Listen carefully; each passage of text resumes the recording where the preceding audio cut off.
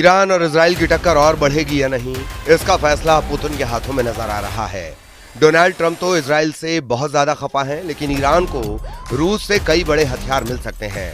Iran के विदेश मंत्री से मुलाकात के बाद पुतिन ने अपनी एक ऐसी मिसाइल का जिक्र किया है जिससे अमेरिका और नेटो बहुत ज्यादा घबराते हैं। इजराइल के बैगल शेवा में हुआ मिसाइल अटैक, देखिए इस हमले की चर्चा पूरी दुनिया में हो रही है।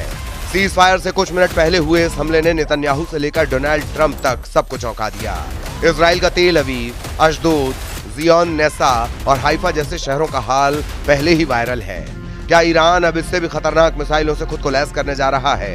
ये कयास इसलिए क्योंकि ईरान के विदेश मंत्री से मिलने के बाद पुतिन ने एक मिसाइल का नाम लिया है जिसका खौफ नेटो और अमेरिका में पहले से फैला हुआ है।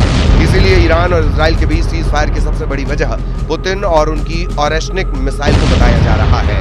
क्या सीज फायर के बाद भी युद्ध तेज हुआ तो ईरान रूस की ऑरेशनिक मिसाइल से हमला करने को तैयार हो रहा है। पुतिन से भी ज्यादा अब ऑरेशनिक मिसाइल का डंका बज रहा है। ईरान के विदेश मंत्री के साथ पुतिन की मीटिंग ने ऑरेशनिक वाला अलार्म बजा दिया है। क्या ऑरेशनिक का खौफ अब पश्चिम एशिया में सबसे बड़े युद्ध की शुरुआत करने वाला है? उधर राष्ट्रपति व्लादिमीर पुतिन का दावा है कि रूस की नई मध्यम दूरी की मिसाइल ऑरेशनिक का बड़े पैमाने पर उत्पादन जारी है। इस मिसाइल ने युद्ध में खुद को साबित किया है। वहीं नौसेना को नए जंगी जहाज और पनडुब्बियां मिलेंगी जिसमें बहुत ही सटीक हमला करने वाले हथियार होंगे। पुतिन ने तेल अवीव पर हुए ईरान के मिसाइल अटैक देखे हैं। पुतिन जानते हैं कि ईरान अब तक इस युद्ध में करीब 600 मिसाइल दाग चुका है। तेल अवीव, हाइफा, बैगल शेवा में हुए धमाकों को देखने के बाद आखिर पुतिन ने ऑरेशनिक मिसाइल का जिक्र क्यों किया? पुतिन का सिग्नल सवाल उठा रहा है कि क्या रूस अब ईरान को अपनी ऑरेशनिक मिसाइल देने वाला है? क्या ईरान की एरोस्पेस फोर्स अब पुतिन की ऑरेशनिक को लॉन्च करने की तैयारी कर रही है? ये मिसाइल जहां वार करती है उस जगह को 4000 डिग्री सेल्सियस में जला डालती है। ये मिसाइल परमाणु बम नहीं, लेकिन उससे कम भी नहीं। ये पुतिन की 4000 डिग्री वाली भट्टी कही जाती है। सीज फायर टूटने का मतलब है ईरान और इजराइल का युद्ध तेज होगा और फिर सबसे खतरनाक हथियार एक दूसरे पर दागे जाएंगे। ऑरेशनिक का इस्तेमाल पुतिन यूक्रेन पर कर चुके हैं और इसका वॉरहेड जहां गिरता है वहां कुछ बाकी नहीं रहता। ऑरेशनिक एक हाइपरसोनिक मिसाइल है। यह आवाज से 10 गुना रफ्तार से हमला करती है, यानी 12,000 किलोमीटर प्रति घंटे से भी ज्यादा। इसकी रेंज 5000 किलोमीटर है। पुतिन की यह मिसाइल 100% तबाही की गारंटी देती है। पुतिन ने दावा किया है कि अब ऑरेशनिक मिसाइल का उत्पादन बहुत तेजी से किया जा रहा है। ईरान को भी ये बात बताई गई है। इसीलिए जब डोनाल्ड ट्रंप इस युद्ध में सबसे आगे बढ़ चढ़कर बोल रहे हैं और सीज फायर कराने का दावा कर रहे हैं, तब ईरान और इजराइल के बीच युद्ध और तेज होता नजर आ रहा है। एक तरफ तेल अवीव, दूसरी तरफ तेहरान। दुनिया ने 2 राजधानियों को दहलते हुए देखा है। एक तरफ ईरान के हमले और दूसरी तरफ इजराइल के अटैक। सीज फायर क्या डबल फायर में बदलने वाला है? इजराइल में कहां धमाका होगा? कौन सी मिसाइल गिरने वाली है? इसे लेकर इजराइल का मिसाइल ट्रैकिंग रडार सिस्टम अब एक बड़े शून्य में जाता हुआ नजर आ रहा है, क्योंकि ईरान ने अपनी सबसे खतरनाक मिसाइल से इजराइल को दहलाया है। इजराइल का दावा है कि ईरान ने हाल ही में 4 तरह की मिसाइल फायर की। इसमें सबसे खतरनाक फताह-1 और खैबर शिखर मिसाइल शामिल है। इसमें कद्र और इमाद मिसाइल भी शामिल है। फताह हाइपरसोनिक मिसाइल की रेंज 1400 किलोमीटर है। खैबर शिकन मिसाइल की रेंज 1450 किलोमीटर है। कद्र मिसाइल की रेंज 2000 किलोमीटर तक है और इमाद की रेंज 1700 किलोमीटर है। इजराइल पर हुए ताजा हमलों में इन्हीं मिसाइलों ने तबाही मचाई है।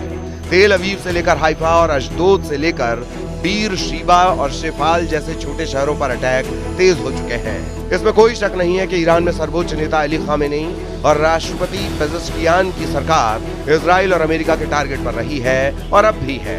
ट्रंप सोशल मीडिया पर पोस्ट कर चुके हैं कि अगर ईरान की मौजूदा सरकार मेक ईरान ग्रेट अगेन नहीं कर सकती तो उसे क्यों नहीं बदल जाना चाहिए। मतलब साफ है कि डोनाल्ड ट्रंप ने चुनाव जीतने के लिए अमेरिका में मांगा फार्मूला अपनाया है और अब वो ईरान में मीगा फार्मूला लागू करना चाहते हैं।